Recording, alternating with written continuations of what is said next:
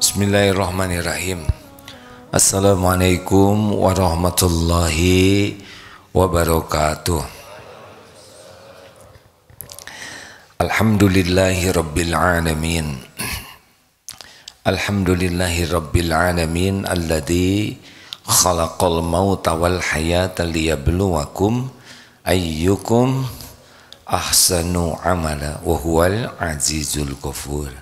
Allahumma salli ala Muhammadin wa ala alihi wa ashabihi ajma'in. Semoga Allah menggolongkan kita jadi orang sukses. Sukses di dunia namanya hayatan thayyibah, kehidupan yang baik. Sukses di kubur, yaitu di alam barzah kita dapat nikmat.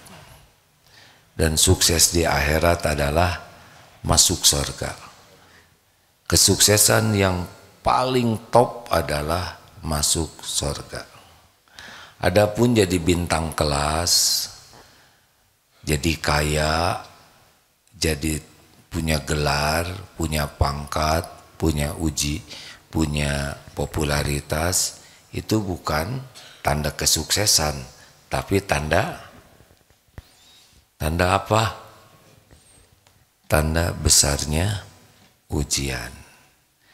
Yang lulus itu adalah yang lulus ujian. Oh, ini ada santri baru datang dari Al-Azhar Solo, 113 orang. Selamat datang adik-adik. Jam berapa dari Solo? Lupa ya, karena ngantuk kan.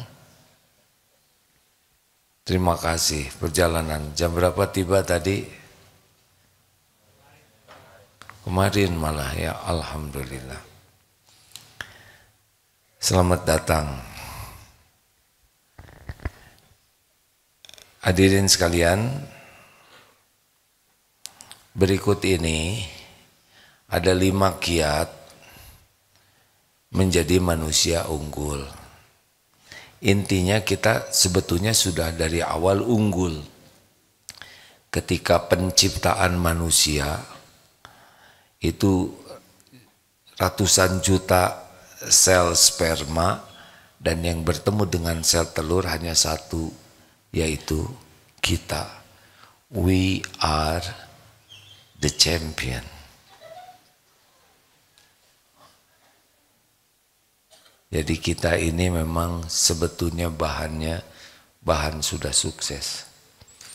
5 kiat kalau ada ingin jadi pribadi sukses. 1, namanya percepatan diri. Ulangi.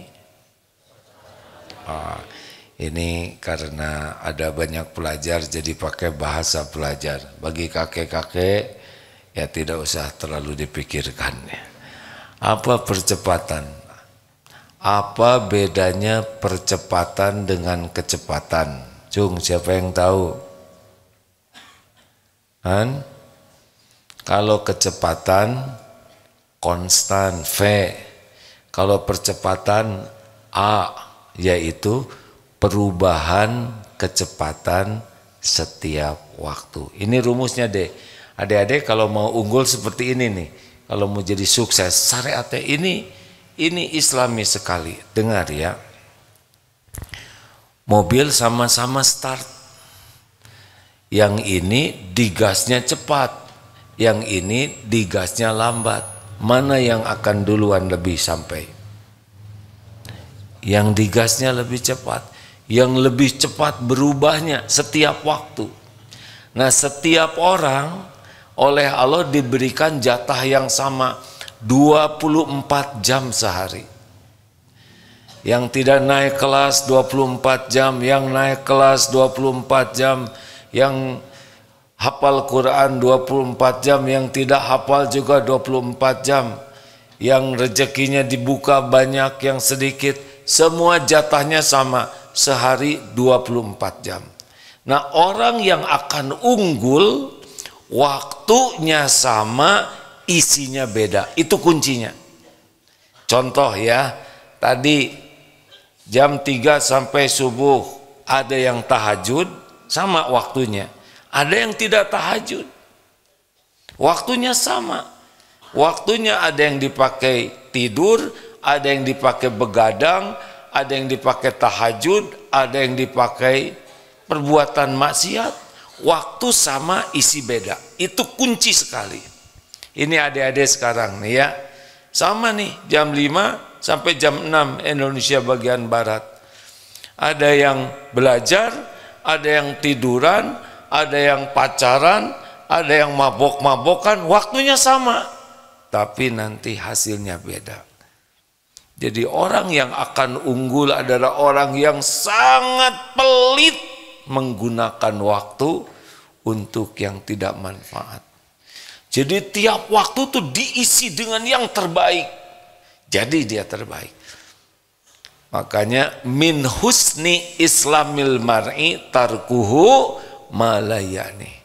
Di antara ciri kualitas keislaman seseorang, dia meninggalkan perkataan, perbuatan yang tidak ada manfaat. Karena setiap waktu itu berharga, maka dia isi hanya dengan yang berharga, maka dia jadi orang berharga. Kalau waktu diisi oleh sia-sia, dia jadi orang sia-sia. Kalau waktu diisi oleh perbuatan sampah, dia jadi sampah. Makanya kalau ingin lihat orang yang bekal sukses, gampang. Lihat bagaimana dia menggunakan waktunya. Karena waktu tidak bisa kembali lagi. Tahajud yang tadi pagi tidak akan terjadi lagi seumur hidup kita. Besok belum tentu hidup. Sholat subuh yang barusan tidak akan terulang lagi. Paling kita nunggu duhur kalau ada umur, benar? Yang tadi sholat subuhnya berantakan, ya sudah, tidak akan kembali lagi. Tapi yang tadi sholat subuhnya khusyuk, bagus, dia akan diijabah. Begitulah, mau jadi orang sukses, lihat bagaimana menggunakan waktu. Kalau waktunya dibuang-buang sia-sia, padahal waktu itu seperti berlian yang tidak ternilai, mahal, dan dijatah kemudian hambur-hambur. Nah, itu ciri orang yang tidak akan bisa bahagia dunia akhirat. Dalam Islam, kualitas keislaman seseorang adalah tidak mau melakukan apapun kecuali yang manfaat dunia dan akhirat. Jelas tidak nih? Makanya orang-orang yang suka buang-buang waktu, dia buang-buang modal dia. Dia buang-buang potensi sukses dia. Jangan sia-siakan. Kalau mau bicara, bicaralah yang terbaik. Kalau mau berbuat, berbuatlah yang terbaik. Gunakan waktu, belajar. Berlatih. Jangan biarkan ada waktu yang sia-sia. 1. 2. Yang kedua, orang itu akan sukses cepat. Coba ini kupu-kupu terbang sendiri. Kupu-kupu masuk ke dalam mobil. Mobilnya maju. Mana yang lebih cepat? Yang terbang sendiri atau yang maju? Nah, ini yang ketiga, kupu-kupu masuk ke mobil, mobilnya mundur. Apa maksudnya? Lingkungan, sistem itu sangat menentukan bagaimana kita bisa lebih cepat maju atau tidak. Salah gaul, salah memilih teman, salah memilih tempat kerjaan, salah memilih sistem yang kita masuki, udah berat.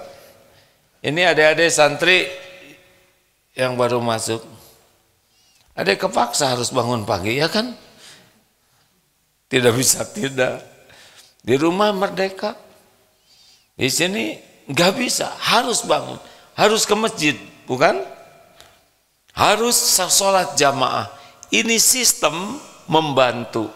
Baru ada percakapan semalam dengan santri immersion namanya, santri yang belajar tukar pengalaman di Malaysia, di Kota Putrajaya. Satu di sini antri orang-orang, kalau tidak antri malu.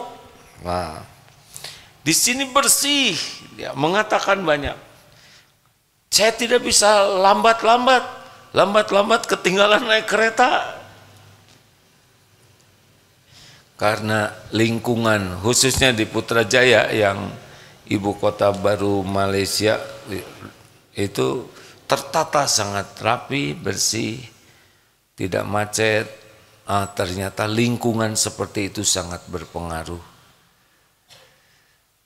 Makanya adik-adik kalau mau jadi orang unggul, jangan salah milih teman, jangan salah milih lingkungan. Benar? Carilah lingkungan orang-orangnya itu yang lebih berkualitas dari kita. Karena kalau kita gaul dengan, maaf ya, yang ibadahnya kurang bagus, kita udah soleh duluan, ya kan? Coba yang baca Iqra jilid 6 gaul dengan yang tidak bisa baca Iqra, kiai kan disebutnya juga. Hah? Iya, ada yang sholat belang betong sehari 3 kali, duhur, asar, maghrib, dia nggak subuh dan nggak isya. Kumpul dengan yang tidak pernah sholat, disebutnya apa? Syekh. Gawat, kita gaul. Bukan tidak boleh kenal ya, tapi kita harus benar-benar milih teman, lingkungan yang bisa memacu kita jadi lebih baik. Ingat ya, salah milih teman, salah milih lingkungan, salah masa depan. Jelas? Ini serius. Kalau teman kita leha-leha, kita ke bawah leha-leha. Temannya tukang pacaran, dia pacaran. Temannya tukang berzina, dia berzina. Temannya para pemabok, mabok. Temannya perokok, merokok. Carilah orang-orang yang kalau kita masuk, kita ke bawah menjadi lebih baik. Mau tahu ciri-cirinya lingkungan yang baik apa? Mau tidak? Kalau mau, kalau tidak, tidak. Jangan bikin emosi. Mau tidak? Nih, ciri. Ini lingkungan baik. Apa? Cirinya yang pertama adalah pembelajar sejati. Dia semangat sekali nyari ilmu, nyari wawasan baru, dan semangat mengamalkannya. Kalau teman-temannya malas belajar, itu petaka bagi kita. Beneran. Cari teman-teman yang senang sekali belajar, dapat ilmu baru, terutama yang senang belajar agama. Karena tiap waktu masalah berubah. Makin berat, makin besar. Kalau kita tidak berubah, apa artinya? Kita akan digilas oleh perubahan. Kita makin tua loh. Ada dulu SD ya? Kenapa jadi segede gini? Karena bintang kelas. Makin lama makin besar. SMP belum begitu banyak masalah. SMA udah banyak masalah. Kuliah udah mulai ribet. Lulus kuliah, gembira. Padahal itu sumber penderitaan. Lulus kuliah, minta uang ke orang tua, malu. Dapat kerjaan, belum dapat, stres. Anak SMP nggak dapat kerjaan, nggak stres ya. Nikah tadinya mau bahagia, hura-hura, pusing. Kontrakan, hamil, nambah masalah, betul. Punya anak, terus makin besar masalahnya, tidak bisa direm. Yang bisa membuat kita bahagia kalau kemampuan kita di atas masalah. Jelas? Dan itu tidak mungkin kecuali kita rajin belajar, rajin menempa diri. Makanya cari lingkungan orang yang semangat belajar. Kalau lingkungannya leha-leho, maksudnya santai, cuek, dengar lagu, udah itu mas sesu, madesu. Bahasa apa itu? Apa coba? Masa sekarang surem, masa depan surem. Sengsel-sel, sengsara selama-lamanya. Asli ini hadirin. Udah tinggalkan lingkungan kayak gitu, bencana. Memang enak sepertinya santai, tapi dia akan digilas oleh masa depan dia. Beneran itu. Dia akan jadi stres, makin hari makin stres. Karena kemampuannya makin tertinggal. Pilihannya adalah terus belajar. Ciri teman yang baik adalah dia tidak diperbudak dunia.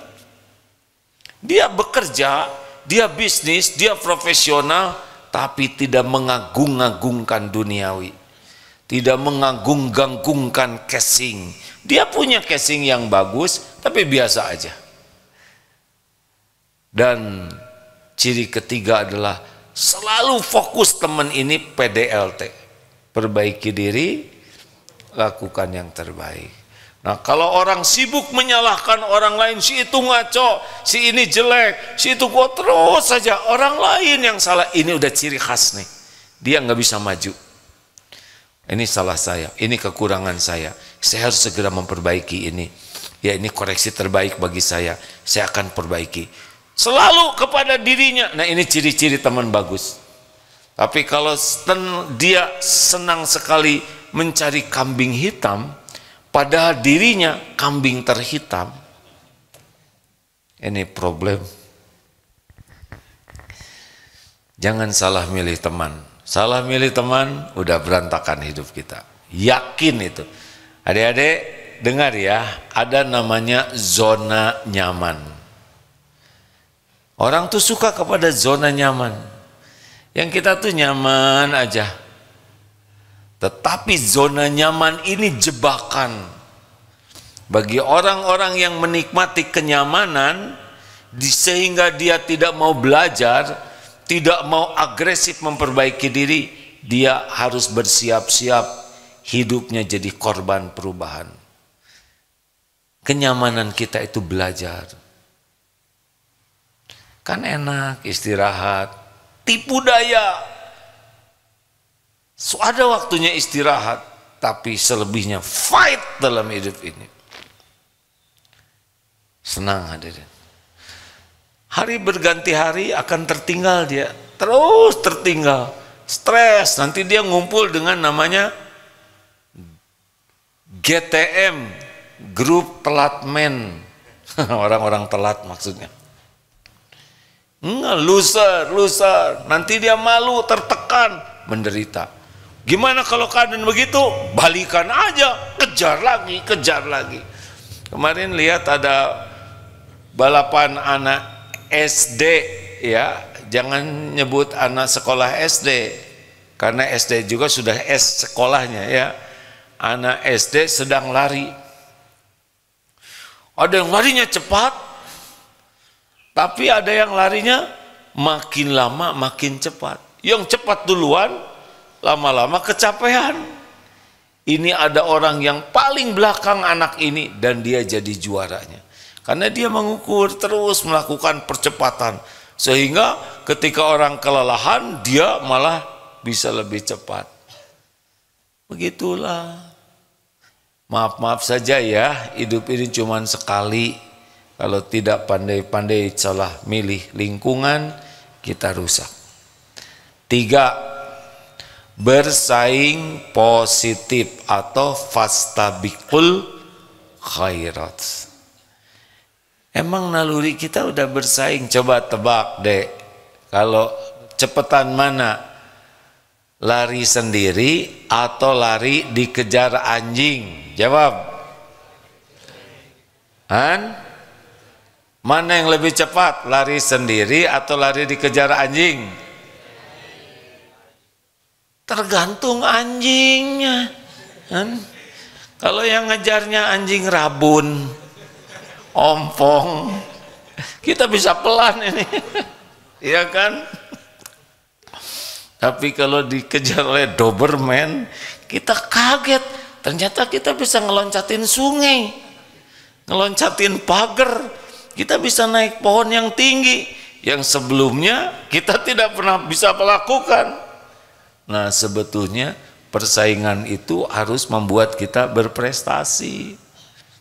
Makanya lihat kompetitor, lihat orang lain itu tidak boleh dianggap sebagai ancaman, tetapi sebagai dorongan untuk berprestasi.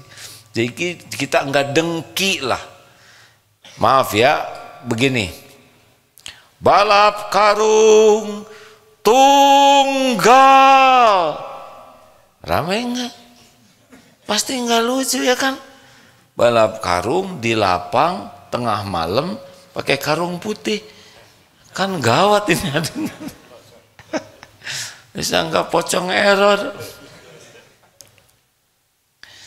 Balap karung antara mahasiswa STAI Darut Tauhid, Sekolah Tinggi Ilmu Agama Islam Darut Tauhid, yang terbesar, terkuat, lawan PAUD. Ini juga penghinaan. Lawan anak-anak kecil, dia memang juara umum, tidak terkalahkan, berwibawa tidak, dihina oleh yang nonton. Benar? Apa artinya? Justru kita harus senang berkompetisi dengan orang-orang yang lebih hebat dari kita. Enggak apa-apa, kita jadi juara 5, juara 10. Yang penting bisa memacu kita jadi lebih baik. Jadi kejuaranya kita itu adalah ketika kita menjadi lebih baik dari waktu ke waktu. Bukan jadi dapat pialanya. Jelas? 5:30. Sudah tersambung nggak? Sudah bicara juga beliau?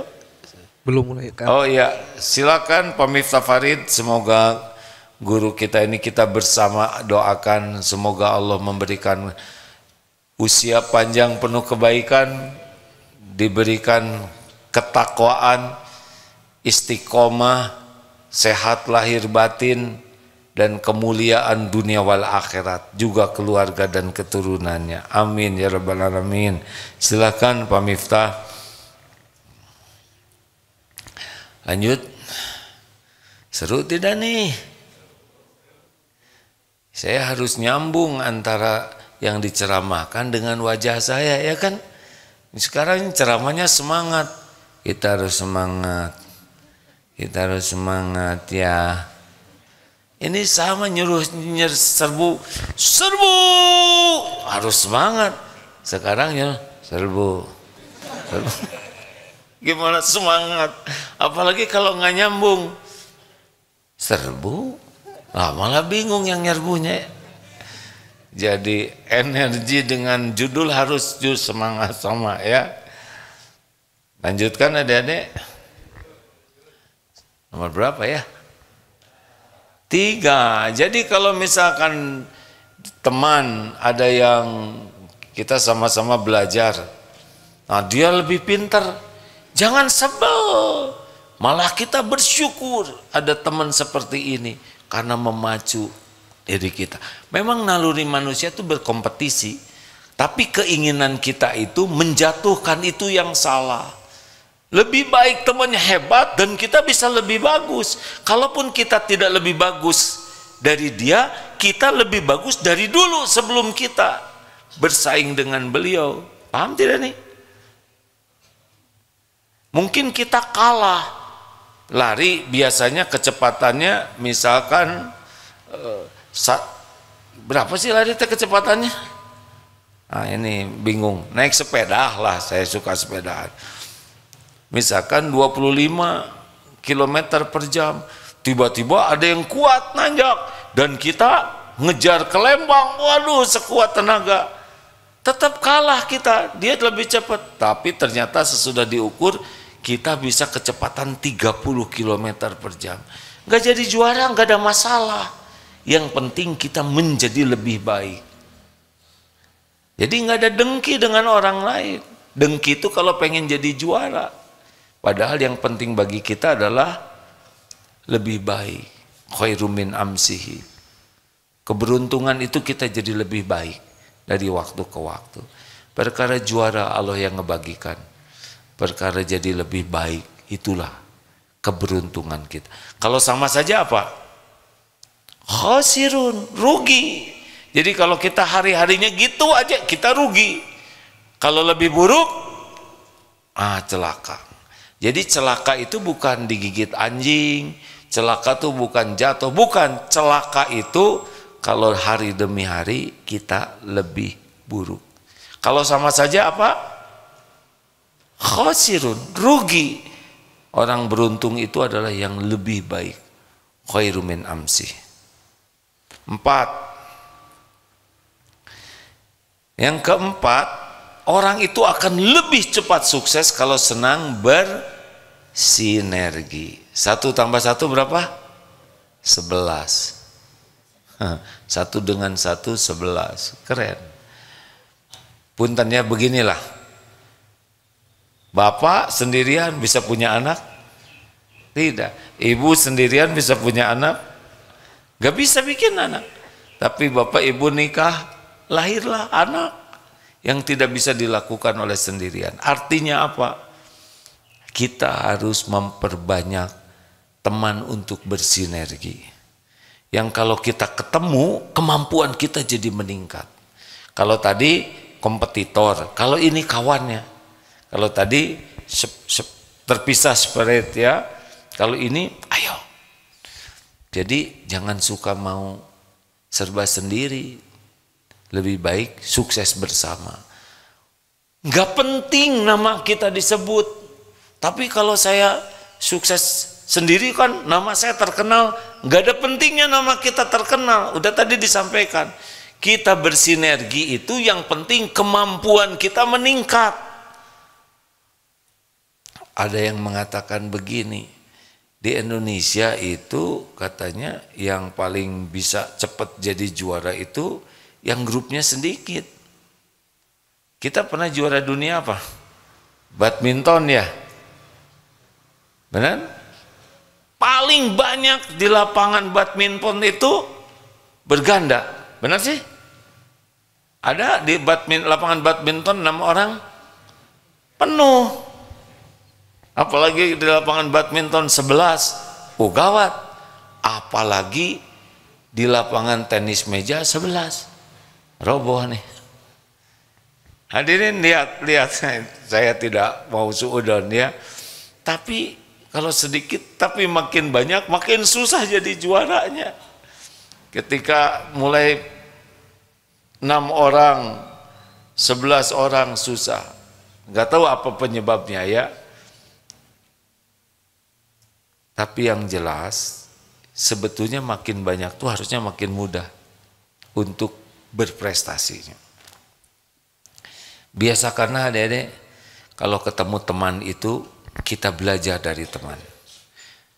Tidak penting ya, tidak penting kita menonjolkan diri. Yang penting sukses bersama. Itu semangatnya. Halo? Bolehlah belajar dari pohon akar, pohon rindang, berbunga, berbuah, buahnya ranum, bunganya indah, pohonnya rindang, dipuji. Padahal yang paling berjuang siapa? Akar. Tidak sibuk menonjolkan diri, tapi sibuk melakukan yang terbaik. Atau di tubuh ini jantung. Ada jantungnya tidak? Ada tidak? Tahu dari mana? Lihat enggak? Hah? Justru horor kalau kelihatan, ya kan? Yang jadi masalah itu adalah kalau senang menonjolkan diri tidak pada tempatnya. Contohnya ambeien, jerawat, bisul. Jadi masalah. Bagi kita tidak penting kita terkenal, kita diakui. Yang terpenting adalah kita terus jadi lebih baik dari waktu ke waktu. Dan ternyata kalau bersinergi itulah yang membuat kita jadi maju. Kuncinya apa sinergi itu? Tawadu. Tawadu. Jangan merasa lebih dari orang lain. Kayak bawa gelas kosong saja. Jadi ketemu diisi, ketemu diisi. Ini ada jago bahasa Inggris. bro, saya mau belajar ya. Daripada bahasa Inggris nggak penting. Kita bisa belajar dari kita anggap remeh tidak? Tidak ada. Ketemu ini jago masak, belajar. Ketemu ini jago jahit, belajar. Ketemu cari kelebihan tiap orang, temui, upgrade diri kita. Apalagi kalau kerjasama dengan baik, nah begitulah. Jadi orang-orang yang rendah hatilah sebetulnya yang lebih cepat unggul. Orang yang sombong, petantang petenteng, merasa hebat, merasa pintar, merasa bisa. Nah, dan orang yang ria, yang sibuk ingin menonjolkan diri, tidak bisa. Dia ambeien. Ya. Terakhir, apa yang mempercepat orang bisa berprestasi adalah qalbun salim. Hatinya bersih. Bersih dari kesombongan, ria, dengki. Karena kalau orang hatinya busuk, dia waktunya habis meladeni kebusukan hatinya. Pembenci, pendendam, waktu kan sama. Waktu buat pamer, waktu buat pengen dipuji orang, waktu untuk sebel ke orang lain. Waduh, itu capek tuh sebel ke orang tuh. Anak-anakku sekalian, nilai terbaik di kelas ini diperoleh oleh pelajar fulan dengan nilai 80. Hah? Dia 80? Gak mungkin. Gak mungkin. Gua tahu modal dia. Dia nilai 80, kita enek. Si dengki begitu. Ini guru pasti nggak adil nih. Gak bener. Gak bener nih. Oh, ngomel. Buang waktu ngomel. Oh, bukan 80 anak-anak, ibu salah nilai. Tuh kan, apa kata gue juga, nggak mungkin 80. Bukan 80 melainkan 95. Gedubrak aja di bangku paling belakang, kejang. Aneh. Orang naik nilainya, dia naik tensinya. Tidak mungkin kita bisa melakukan ini tanpa pertolongan Allah. Makanya orang yang sukses itu adalah orang yang paling bersih hatinya dari kemusyrikan, dari kemunafikan, dari bersandar kepada selain Allah, dari benci ke makhluk Allah. Makin bersih hati ke Allah, makin ditolong oleh Allah. Demikianlah. Ada pertanyaan?